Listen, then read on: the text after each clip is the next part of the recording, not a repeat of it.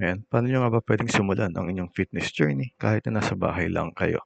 Okay, so sa video na 'to is pag-uusapan natin, or papakita ko 'no, yung mga bagay na ginagamit ko o ginagawa ko para sa aking fitness journey na para ma-reach ko yung goal ko kahit na nasa bahay lang ako. Papakita ko yung mobile applications, programs, and then yung aking konting home equipment, okay. So first is pag-uusapan natin yung mobile application, yung MyFitnessPal. So sa MyFitnessPal is available 'yan 'no, sa Google app or Play Store pala 'no, 'pag iPhone naman kayo App Store, ayan. So download niyo lang siya kasi malaking bagay 'yan. Kasi diyan niyo puwedeng simulan. Mag-a-act kasi 'yan or, para siyang calculator 'no, ng inyong kinakain at ng mga macros ninyo, 'yan 'no. Ah, okey, so if you notice or kung nakikita ninyo is meron akong 1,720. Basically pagka dinownload mo siya is kukunin niya yung goal mo, ano nga ba yung gusto mong ma-reach, kung ano yung weight mo, kung ano yung height mo, and iko-compute niya 'no, yung needed na macros mo, yung calories mo na para ma-reach yung gusto mong maabot na kung gusto mong lumaki or pumayat.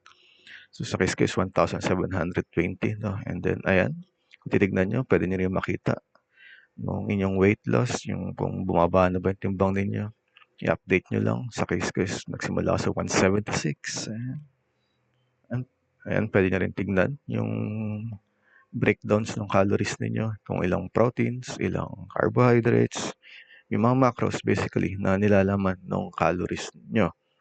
Ayan, kung na-reach niyo na ba or hindi pa, kung kulang pa ba, ayan. Then puwede paano nga ba ko-compute niyan? Siyempre magdadagdag kayo ng pagkain 'no. So puwede kayong mag-add diyan ng breakfast, ng lunch, ng dinner.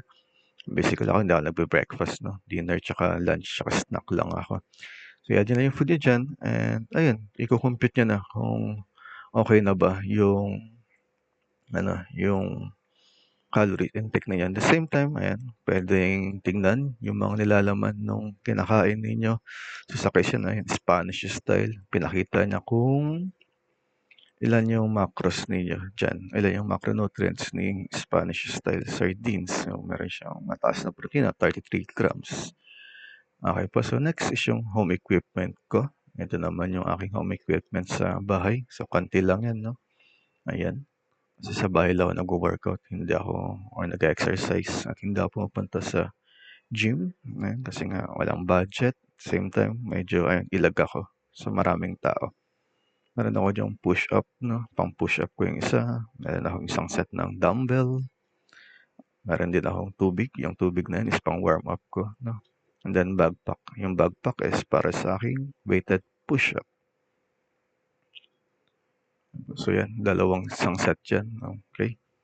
Tag 10 kilograms nga pala yan 'no, 10 kg, 10 kilo bawat isa, ayan. At yun yung ginagamit ko pang curl, pang bicep curl, pang triceps, ayan. And then yung bag ko, yung bag na yun is may laman 'no. So i-open lang natin para ipakita ko rin kung ano man yung laman ng backpack na yan. Yan yung ginagamit ko, again para sa weighted push-up ko. Lumang laptop, sirang laptop pala, lumang aklat, and then meron ako diyang barya, ayan, pampabigat. So in total, 10 kilograms din yung bag na yan. Kasi kinili ko na siya 'no, para ma-trace ko rin. And then ayan, meron din siyang laman na maliit na dumbbell, which is basically yan yung pinakauna ko talagang ginagamit, yung unang-unang-una. Bago ako nagkaroon ng budget para makabili ng isang set ng dumbbell na mabigat. Okey po, so ayun lang 'no, yan lang basically yung ginagamit ko sa bahay, pang-exercise ko. And then yan, kahit naman next is yung workout plan naman 'no, pag-usapan natin. So meron akong tatlong ipapakita sa inyo na puwede niyong pagbasehan ng inyong workout plan. So first is yung kay Mike Mentzer, ayan. So kung trip niyo ng mahabang rest day, ayan, okey yan. So sinubukan ko rin yan 'no, pero ayan kasi yung workout na yan is HIIT or yung high intensity interval training. Although yes 'no, may mahaba siyang rest day, pero nagde-demand siya ng equipment, no, nung heavy equipment na gagamitin mo para sa inyong pag-e-exercise. Ako saan basically sa pinakita ko is hindi ko afford or wala ako. Pero kung may access kayo sa gym, why not, no? Why not na subukan niyo siya. So basically meron siyang 3 to 5 days na rest time, tapos napaka-minimal lang nung exercise. Yung nga lang, high intensity, yung sabihin, high volume yung inyong gagawin, no? And then mabigat. And then next is yung per body training plan, no, kay Trainer Winnie. Okay. So yan, sinubukan ko rin siya. Pero yun nga lang, ayan, per day, 4 na araw. And then ang sinubukan ko yung isang program niya, yung isang set ng program niya. As kumain ako ng at least 3 hours, no, ng pag-exercise na hindi ko kayang ibigay ng 3 times a week or ng 4 times a week. Isang beses ko lang siyang sinubukan at hindi ko na tinuloy. Pero ayun, panoorin niyo lang yung yung video niya, no? Kasi okay yung video niya yan. Dahil straight to the point yung kanyang content. And then parang i-enlight niya kayo, no? Na, let's say for example, sabi nga dun sa isang video niya is, kung hindi mo gusto yung isang exercise, is bakit mo gagawin? So ibig sabihin lang, instead na yun yung gawin mo, is why not humanap ka ng alternative, no? Alternative na pwede mong gawing exercise. So halimbawa ako, ayaw ko ng bench press or dumbbell, kahit nagamit yung dumbbell. Kasi ayan, baka kasi may ako na baka tumama sa mukha ko or whatsoever. Kaya ang ginagawa ko is push-up na lang, weighted push-up. At least yun, pwede ko siyang i-overload, no? Magdagdag lang ako ng ilang pabigat pa. At least yung progress ko is pwedeng magtuloy-tuloy. So next naman is yung kay Owen Blair. Ayan. So yung sa kanya naman is, basically yan yung ginagawa ko ngayon. Ayun, siya, naka-push-pull legs. Okay, so nakahati. Push-pull legs yung kanyang workout plan na kung saan unang araw, let's say push day, meron kayong pull day, and then third day is meron kayong leg day, and then pahinga, no? Ngayon, kung isipin is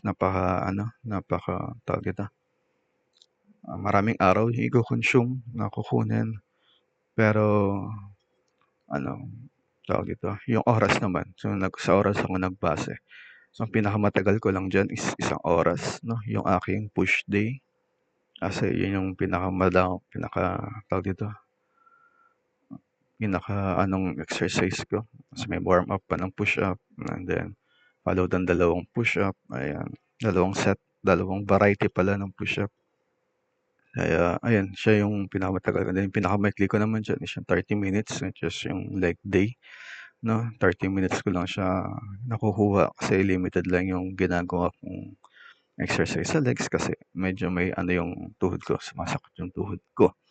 Ay may injury ng konti yung aking tuhod. Okay, so yun yung sinusunod ko. Yan yung aking ginagawa. By the way, sabi ko kanina, push up yung aking ginagawa. Pwede yung customize, no, kung gusto nyo gayahin yung program nung kay Owen Blair. Link is nasa description ng 3 yan.